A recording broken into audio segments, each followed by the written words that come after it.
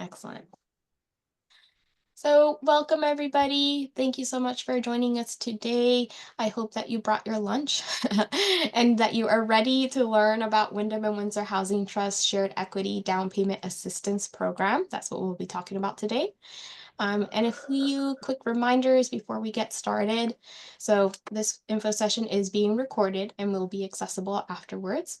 We will ask people to stay muted until our Q&A portion of the event. So we're first going to start with giving a little bit information about the program. Then we're actually going to have Paula, who's a shared equity homeowner, talk about her experience. One thing. And sorry, I just muted whoever was speaking. And then we will have about 15 minutes for Q&A. And if you're worried you're going to forget what your question is, feel free to type it in the chat and we can review it afterwards. All right. So welcome once again, everybody. My name is Ana Mejia. I use she, her pronouns, and I am a homeownership specialist with Windham and Windsor Housing Trust. I've been with the Housing Trust for almost 2 years now. And before I started on staff, I was actually in your shoes as a prospective home buyer, and my colleague, not my now colleague, was my homeownership counselor. So I'm going to pass it over to Kayla to introduce herself. My name is Kayla Bernier Wright. Welcome to you all. Thank you for joining. And yeah, you're going to learn more about what we do day to day today. All right. So I want to share first Windham and Windsor Housing Trust mission statement. Our mission is to strengthen the communities of Southeastern Vermont through the development and stewardship of permanently affordable housing. And our housing work extends beyond just homeownership. We also do the rental side of things. But today we're actually going to just focus around the homeownership work that we do. So we are a homeownership center, and we are dedicated to expanding homeownership opportunities as well as helping homeowners remain in their housing. So we do this through these different services. We offer home buyer education workshops that Kayla teaches. We offer pre-purchase counseling. So after you take the class, you'll meet with either Kayla or myself. And the shared equity program, which you'll learn about today. We also offer home repair loans for present home buyers who are in need of any health or safety repairs. So we offer low interest rate loans through our Green Mountain Home Repair Program. So Windham and Windsor Housing Trust Shared Equity Program is available in just Windham and Windsor counties. However, this program is available statewide through state funds.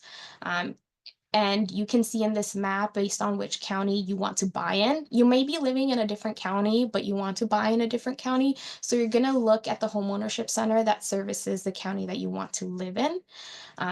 That way, they'll be able to connect you with local lenders, with if you're interested in the shared equity program, how they operate their program, because it does vary a little bit. So today, you're going to learn about how we operate our program here. I'm going to pass it over to Kayla now to talk about our shared equity program.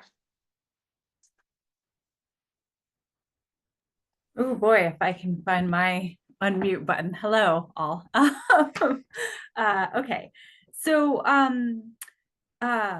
how the shared equity program works. The shared equity program is a down payment assistance program. Obviously, prices of housing are really high, and there are situations in which what you can pre-approve for just does not feel like it goes far enough for the house you're looking for or for the region that you're buying in. So we provide up to 35% down or up to $80,000 in down payment assistance upfront. There are strings attached with that money. So the strings attached with that money are that in the event that you sell your home, that money that you accepted as a down payment is recaptured and paid forward to the next eligible buyer. So it's a very mission-based program where you get assistance when you purchase your home. And then in the future, someone who is in a similar spot that you were in then gets a more affordable home, because that money stays within the property and doesn't go to the next home with you. I oftentimes, the type of analogy that I'll use for the shared equity program to try to explain it is that um, it's kind of like a step between renting and full outright home ownership, right? So um, if you can buy without the shared equity program, we always encourage people to explore all of those options as well. Because if you didn't use the shared equity program, you wouldn't have all these additional strings attached. But I do remind people that it's better than renting. When you rent, at the point that you go to move and find a new rental, all you're going to get back is maybe your security deposit. But for all of those months that you've been paying, however much, $1,000 a month maybe for rent, all that money kind of goes out the window. Whereas in the shared equity program, if your home retains value, at least you typically get to keep what you've paid down on your mortgage, plus a little sliver of the appreciation that we'll talk about. So that's kind of the big picture of the shared equity program. The other pieces that I'll kind of talk about, okay, how it works. All right, yeah. So I've shared about the up to 80,000. The other thing that I should kind of mention about this program is the kind of the legal underpinning of this program. So, we give you the $80,000 up front. That sounds like a pretty good deal. But then how we ensure these strings attached actually kick in at the moment of resale is that you own all of the man-made properties, you own the house, and we own the land. So the dirt as God laid it is how it's often been described to me by our attorney, is that we own the land and then we lease it back to you for your use. So there's no restrictions on your use. We don't behave as traditional landlords. But the reason that it's structured that way legally is so that you can't run off with that 80,000 and sell and go down to the Caribbean. As nice as that would be, that's not the vision of this program. So that's kind of the general framework. The other thing that I'll say is that Anna and I personally, and Windham Windsor as a whole, are huge proponents of pairing this down payment assistance with any other program you may be eligible for. That can be a little bit of a dance, getting the stars to align with all the different down payment assistance programs out there, working with loan officers and lenders about how to access those, finding a property that will fit maybe the different specifications of the down payment assistance programs. But there is no prohibition against layering or piling these down payment assistance programs on top of each other. So we're huge proponents of that. One that's a more recent resource for us to get out to the community is for BIPOC first-time home buyers. BIPOC is Black, Indigenous people of color. And our partners are our colleagues up at Champlain Housing Trust up in the Burlington area. They're the largest housing trust in Vermont. And they have a pot of money and that's unrestricted, and this is how they've chosen to spend it. So we're really appreciative of our fellow housing trusts up there making these funds available statewide. It is a forgivable loan for shared equity BIPOC home buyers. So you can get those numbers even higher. There's also funds that we oftentimes see for shared equity shoppers, depending on their situation, that can be tapped into for closing cost assistance. Because it's not just the down payment that's going to be asked for if you're going to purchase a home. So we really are able to make a lot of money available if you can find the home that fits what we're looking for and what you and your family might need. The last, so, I mentioned this, that we recapture that 80,000 or whatever amount grant that you get up front. And then what we capture is property appreciation, 75% of it. So if anyone's new to the concept of appreciation or depreciation of property, that's the market value of the home. So when you go on Zillow, what that seller and that realtor listed that home at, that's an appraised value. So that's kind of what the realtors and other real estate professionals think the home might sell for. And so that's what we're basing the numbers on. If you don't buy with the shared equity program and your home appreciates in value, it goes up. When you sell, you get all that money, right? The other big string attached to the shared equity program is we're slicing off 75% of that property appreciation. So we want to make that really clear up front to our shoppers that you are accepting the money with a catch, right? It's a great tool that I really believe in for folks who may not be able to buy without the shared equity program, but we want to be really transparent and clear about the terms we're accepting. Did I miss anything on that, Anna? I think I'm ready to hand it over. Thank you, Kayla. All right, so this is a question that Kayla and I often get, which is is this program a right fit for me? And that is a very personal choice. We always will say, does it feel right for you? But what we can help is by outlining what are the pros, what are the cons, and so that you can make a good decision for yourself. So starting with the pros, one of the great things about the shared equity down payment assistance program, it can help increase your purchasing power. Maybe you're approved for a mortgage of 200,000, but with shared equity, you can now afford a home that's 280,000. So that'll make you be able to compete in this market, right? It's very hard to find a home at that price point of 200,000. Um, it also eliminates the down payment as a barrier for many first-time home buyers, because it can be sizable. Now, there's many mortgage programs where you only need to provide a 3% down payment. There are some other mortgages like USDA where you don't actually need to provide any down payment. But in those instances, even if you provide a 3% down payment, you're going to be paying what's called mortgage insurance. So that's an additional cost that is going to be to your monthly mortgage payment. And so that can drive the price up.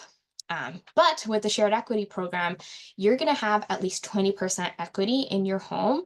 So that eliminates that requirement for having mortgage insurance. So your monthly payments are going to be more affordable as well. Another reason why this might be a good fit for you is if you like the idea of paying this forward, right? There's a lot of sacrifices that you will take in terms of like how much profit you're going to make on the sale. But if you believe in the mission around affordable housing, if you want to make sure that your home is going to be enjoyed by another family that is also of low moderate income, then this might be a really good fit. You will feel really proud of that decision. And again, that's very personal. We do not dictate, what we're never going to be, what's the word, like steering people one way or the other. Every person is different. So what speaks most to you? Now on to the cons around this program. So we've talked about the main one. You are limited in how much equity you can retain from that sale. So we're going to keep 75%. And when I say we, I like to think it's like the property is actually going to keep that. That stays, it's being recycled in the property itself. So you'll keep 25% of the appreciation in equity of that home. That's going to be part of your profit at sale. The other part, as Kayla mentioned, is whatever you pay down on your mortgage as well. The other con is that you don't own the land, but you still have to pay the property taxes, both the taxes associated with the house site and the land portion, and you're going to pay a monthly ground lease fee. There is an exception when it comes to condos. If it's a condo association, then we can't own the land. But you will still be responsible for a stewardship fee. I think it's $15 for condos. For single family homes, it'd be $25 a month towards that ground lease fee. You cannot repay this grant. You cannot buy out of this program. That's another very common question that we get. Once you bring that property into our shared equity portfolio, it is permanent. Again, our mission is not just to help you become a homeowner, but we want to make sure that this house will now be affordable for future home buyers. Lastly, one of the cons around this program is the house must be approved by Windham and Windsor Housing Trust. We do this because we want to make sure that it's going to be a wise investment, not just for you, but also for the housing trust. If it's a property that's going to need extensive work, that might not be affordable down the line. Um, so there's actually two approvals that are going to happen. We're going to approve you in terms of your income, whether you're eligible for the shared equity program. But then we're also approval is based on the property itself. Right, so those are the gist of like the pros and cons. I'm going to pass it back to Kayla to talk about eligibility requirements. I'm going to jump in one more frequently asked question that I just, as you were talking, I was like, this is one I hear too that we forgot to put on our slide. The other question I get is, along with, can I pay it back? Can I give my home to my kids? I get that one a lot too. So just on the frequently asked question idea, yes, you are allowed to give your home to your children or immediate family members. We have a policy around that we can share. They do not have to be, if they're going to live in the home, they don't have to be income or asset eligible, but they are restricted to these same terms if they choose to sell the home. So whatever your portion of profit would have been, we can give that to your kiddo in your absence. So, or whoever, morbid topic, but I get asked all the time. So we do have a policy around it. Okay. On to eligibility. Okay, so here are the hot off the presses eligibility, household income restrictions for this program. We do look at for household income. So even if someone's going to be on the mortgage, but maybe because of credit issues, they're not going to be on the mortgage, but they will be on the deed. We do want to make sure that there are no secret millionaires in the home. It's kind of silly, but that's what the state of Vermont, the taxpayers who do this program would like us to look at.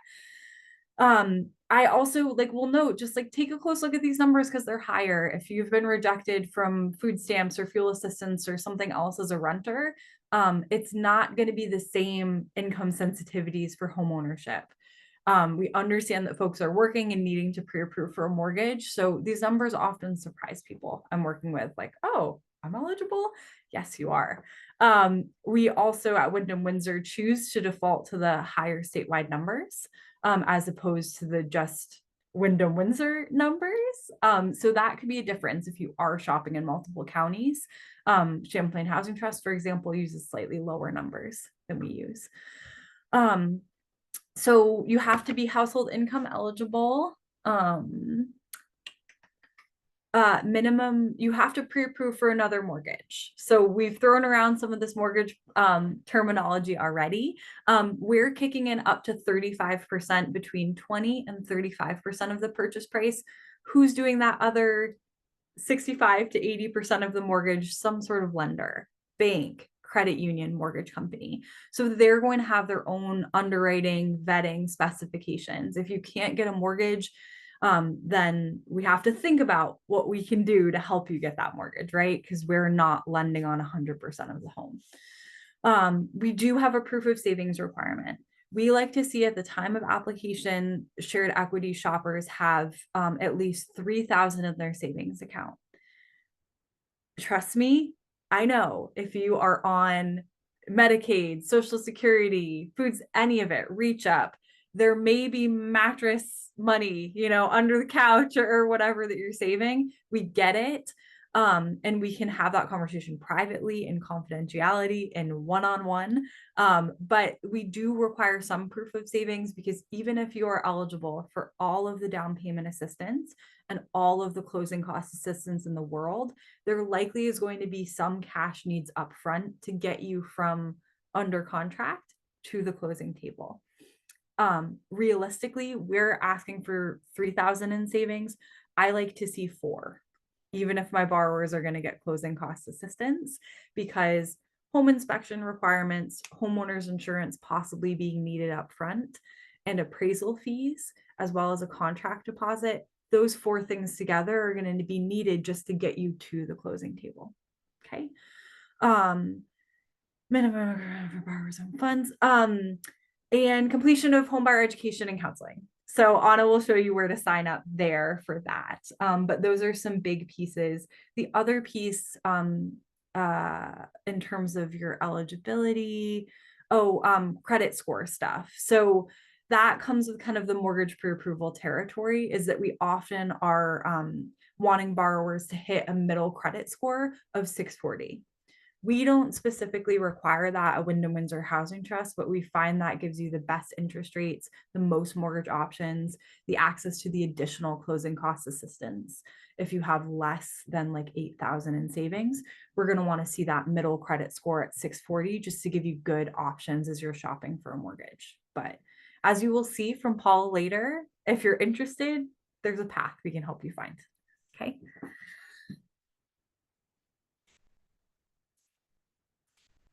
All right, now I'm going to talk about how to apply for this program. And you might have gotten a little bit scared seeing those eligibility requirements of like, I need to have this much in saving, my credit score needs to be this much. Don't fret though, because we are here to help you through that. If you need some credit counseling, if you need help with budgeting to figure out how you're going to get to those savings amounts, we are more than happy to help. So really the first step is to sign up for home buyer education.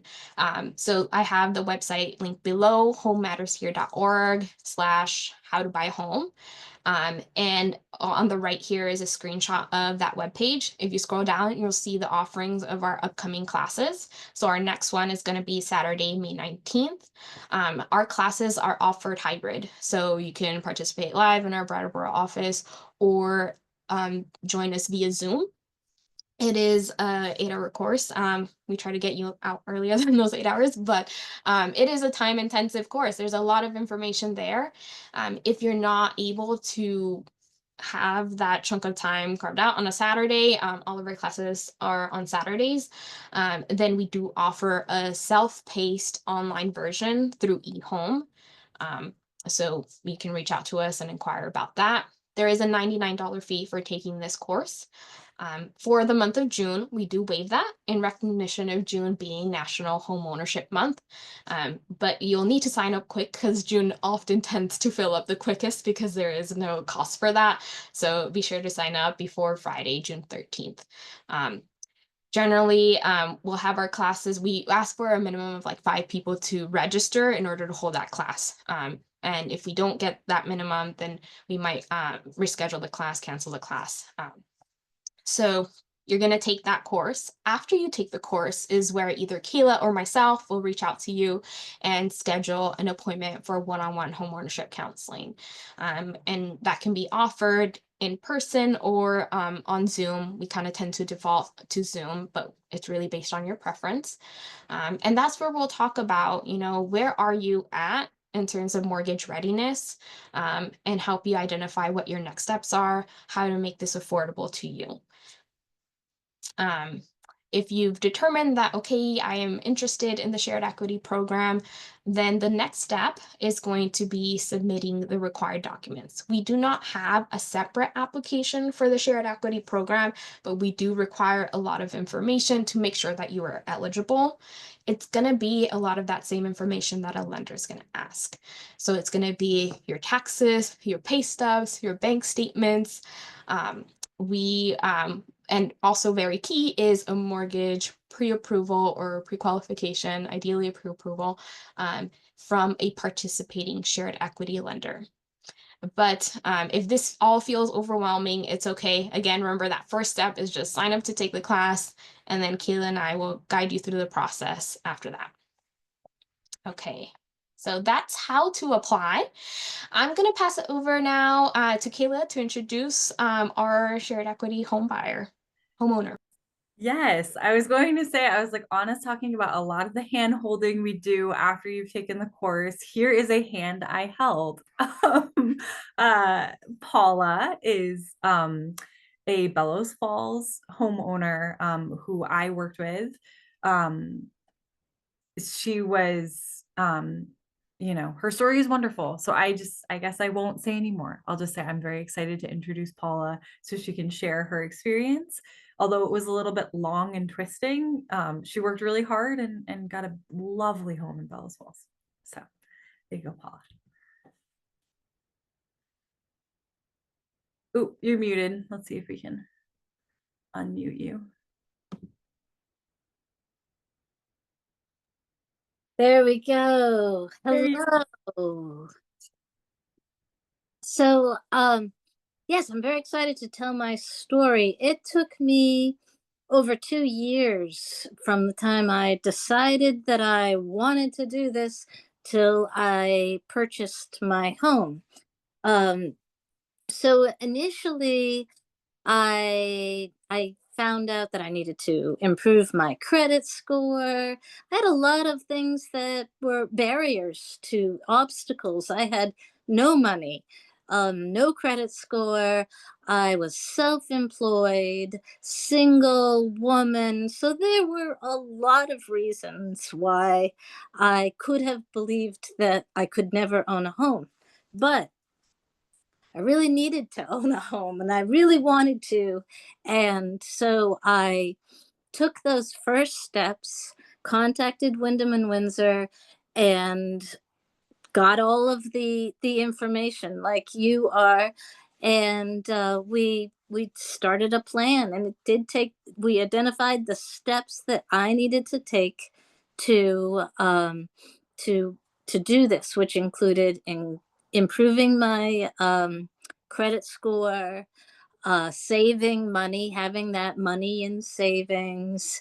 A lot of those things needed to happen. So the very first thing that I would recommend for people, even before you make your plan, is to figure out your why. Why do you want to own a home? And my reasoning is that that's going to stick with you through the hard times. If it's gonna, it might, maybe it will take 2 years, and maybe there's gonna be some obstacles. So if you have your why really solid in your brain, you can remember that during the hard times. So for me, like, I had a terrible, terrible experience with landlords. So part of my why was I was going to make sure that this did not happen again. Like, I was not going to get kicked out all of a sudden, or I was not going to get mistreated or taken advantage of from another landlord. So that stuck with me as one of those why I was doing this. Another one of my whys was for my children. I had teenage children at that time, and I was looking at the housing market and trying to say, well, how was I going to make sure that they had housing during their young adult life while they maybe were going to college or getting a profession. And with the housing market so expensive as it is, I wanted, one of my whys was to be able to provide them with housing during this time. And also, even looking far beyond that into the future, I wanted something that I would be passing on to my children. And I have that. So those are my whys. I encourage you to figure out your whys, write them down, make a journal, make a whatever, so that you can go back to those reasons why you're doing it when it might seem difficult or not going to work or something. And then, so after you've got your whys, the next thing you need to do is think about your strengths and your weaknesses. Like, it's going to take oh, I think I forgot to say that I had thought that this, when I, after doing this, and it took me 2 years, I realized that I put in probably the same amount of work as if I had gotten an associate's degree. And I have gotten an associate or other degrees before, so I know how much work it takes. And it takes, it takes studying, taking the class, it takes doing projects, it takes all kinds of work and long-term investment, very similar to an associate's degree. So if you're going to take this project on, you need to look at what are your strengths and your weaknesses. Like, organization. It takes a lot of organization. I would say that organization is an incredible weakness of mine. So that's a weakness that I'm going to have to look into. But then I might have some other strengths, like maybe communication or something like that. And so I could say, well, I can communicate. I can do that.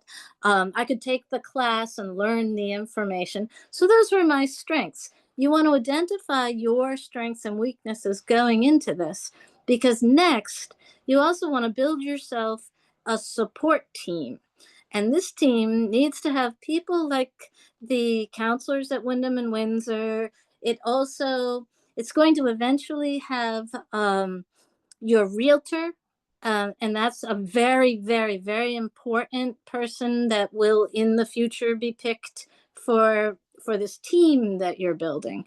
You also need on this team some like family members that are just gonna say, I believe in you and you can do it, and maybe some friends to keep touching base with and saying, yes, I'm still working on this, and they can encourage you through it. Like I remember it was almost towards the end of I was picking out the house, and I picked out the house that we have, and I was watching it on the market thing, and I saw on the realtor thing that it said it had gone into contract.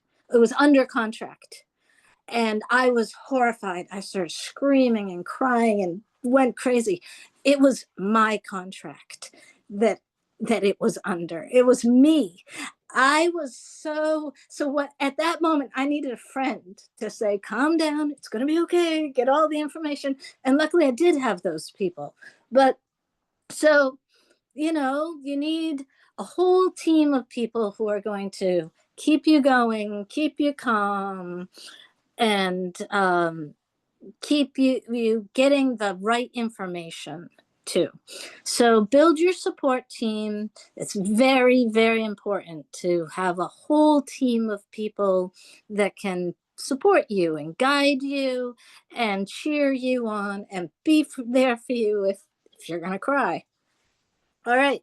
So the next thing is then you're ready to make your plan and set your goals. So like my goal was improve the credit score, save some money. So that's when I recommend get a journal or use your phone, do a file cut, whatever you use, and start documenting this and making your goals. Say, every week I'm going to do this, or every month I'm going to do this, or however you break it all down, because you can't do it all at once, but give yourself some goals so that you're accountable too, so that 2 weeks doesn't go by and you forgot or whatever. You can't let that happen. You have to go back to your goals and say, all right, I was going to call so and so, or I was going to whatever. Keep that ball going. And that's another reason that you have that support team, so that they're not going to let you forget either. They're going to say, so how's that going? Did you make that call? Did you, is your credit score going up? And things like that. So make a plan, to use a journal, things like that, and document your progress so you can see that you are doing it. Every time that credit score goes up, every time whatever, you've got another $100 in savings, congratulate yourself, you're doing it. So then the next thing is, don't be afraid to ask questions. This is a big project, and there are a lot of aspects of it. We're talking money. Money is tricky. Buying a house, there's so many different possibilities, that ask a ton of questions. Do not be afraid to ask questions. Don't think that they might think you're stupid or something like that. I keep asking questions, ask tons of questions, ask questions to the bankers, ask questions to the mortgage people, ask everyone questions, realtors, anyone, to get whatever the information that you need. And then also in that asking questions, rules. There are a lot of rules in this. And some of us are really good rule followers, and some of us might find following the rules really, really difficult. I might be one of them.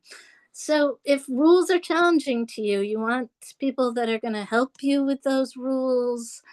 Um, there are a lot of rules, and a lot of them are safety rules. Like, they're not going to let you buy a house that you cannot afford. There are rules like that, rules that are set up to help you pick something that's going to be successful. So make sure that you understand those rules and understand what the limits are going to be on what your choices are. Like, let's say in your mind the perfect house is a huge Victorian house. Well, that might not fit with the rules of the program.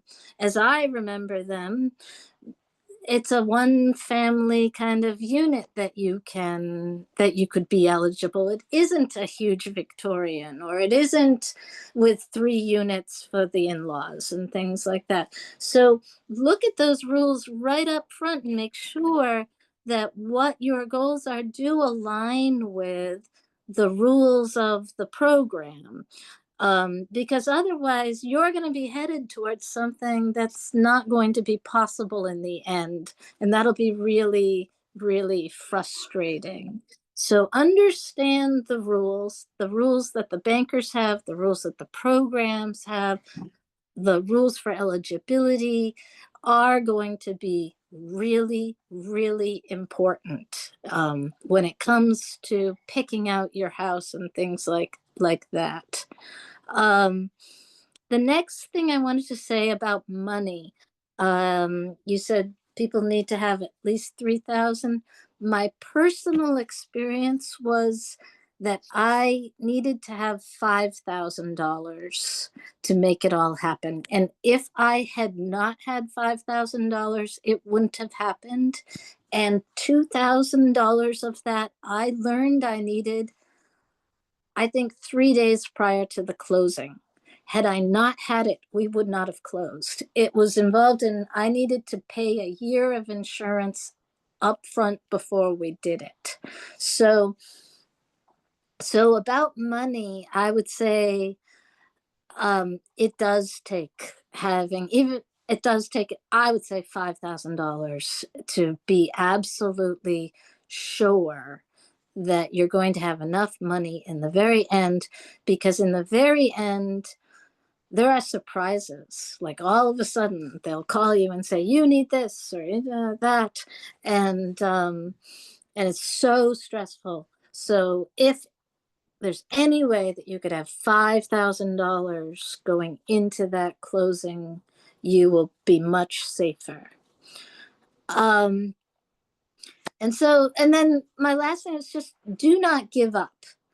No matter what, just keep on trying. Keep on believing that you absolutely can buy a house, and then work at it relentlessly until you do, and don't give up no matter what. I know at one point in the middle of my journey, I got approved, but it was only for like $60,000. And I was like, that's so little. I'll never buy a house. I don't even think you can get a condo for 60,000. And I was really kind of put off, and maybe I could have given up. But I didn't give up. I did things to improve my income, and I improved the credit score more so that I was eligible for more.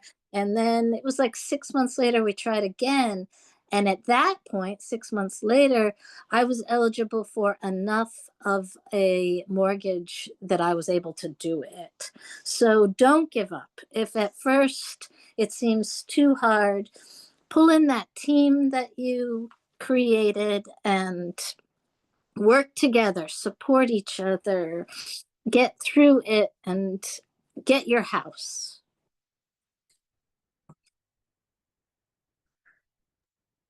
So I think that's Thank you, my, Paula. Thank you for being so generous and sharing your story, and all of those really key pieces of advice. Thank you so much. I would like to invite us now to start the Q&A portion. And this is being recorded. If you kind of don't feel comfortable coming off mute or whatever, you can also put something in the chat and I can read it out loud and we can address your questions that way.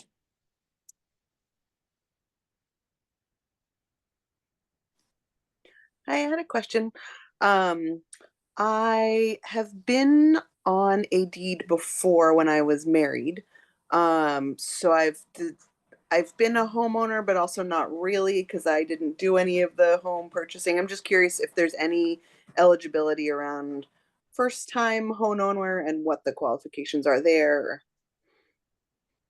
Yeah, so it's going to vary for the different down payment assistance programs. For the shared equity program, we have no first time home buyer requirement.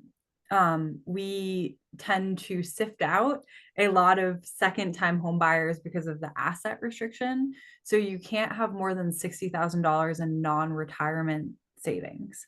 So most people who've sold a home, they might get a chunk of change and go from there. If you don't have that, if you're income and asset eligible, you're good with us. One of the programs that's the most picky and finicky about first-time homebuyer requirements is VHFA. They're a partner we haven't shouted out. They do a lot of closing cost assistance for us. So it may change your options for closing costs, but not for shared equity at all.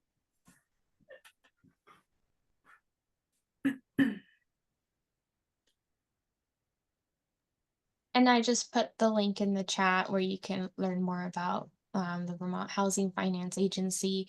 In addition to their down payment assistance programs, they also offer affordable mortgage programs through their participating lenders. And once again, just like another encouragement to, if all of this feels overwhelming, just take that first step of taking the class and connecting with a counselor, because that's Kayla and I's job, is to like compile all of this information and kind of break it down in a way that kind of makes sense and isn't super overwhelming. So we'll help you navigate those different programs.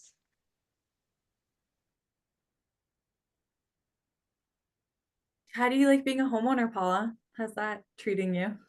I love it. It's like you love your house, don't you?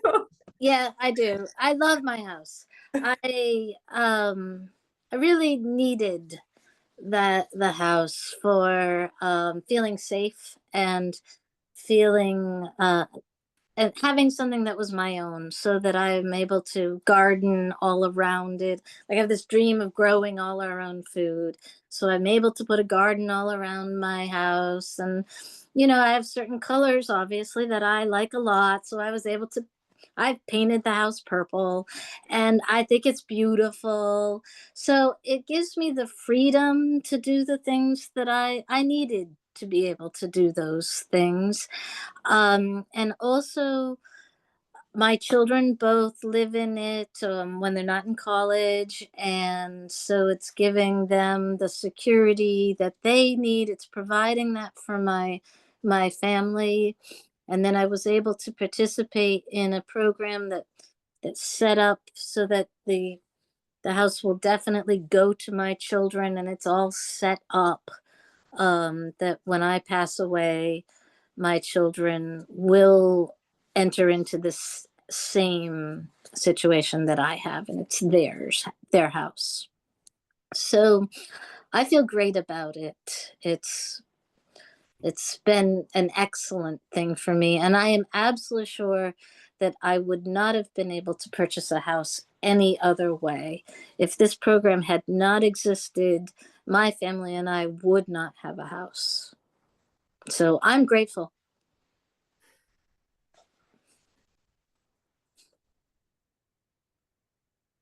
It sounds like we paid you. We didn't. I promise. Any other questions from anybody? I really appreciate everybody's time today. Yes, and if there's no questions, I'd be happy to bring us to a close, and I can um, share our contact information. So this last slide here has how you can reach us. Um, so really the first person you should be reaching out to would be Jeremy Paquette. He's the homeownership program coordinator. So he's going to help you in signing up for the classes. As I mentioned, we have it all set up on our website where you can register already for those classes. And then Jeremy would be the one that's going to be in touch with you about signing any forms if anything's missing. So he'll be the first point of contact once you've completed the class. And then you'll work with either Kayla or myself. But in the meantime, if you have questions, we're happy for you to reach out to us. And I'm happy to send the slides to anyone who has registered for today.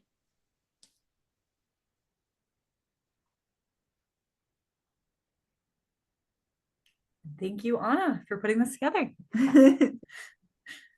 Thank you all for participating. I hope you all have a good rest of your day, enjoying the rest of your lunch noon hour.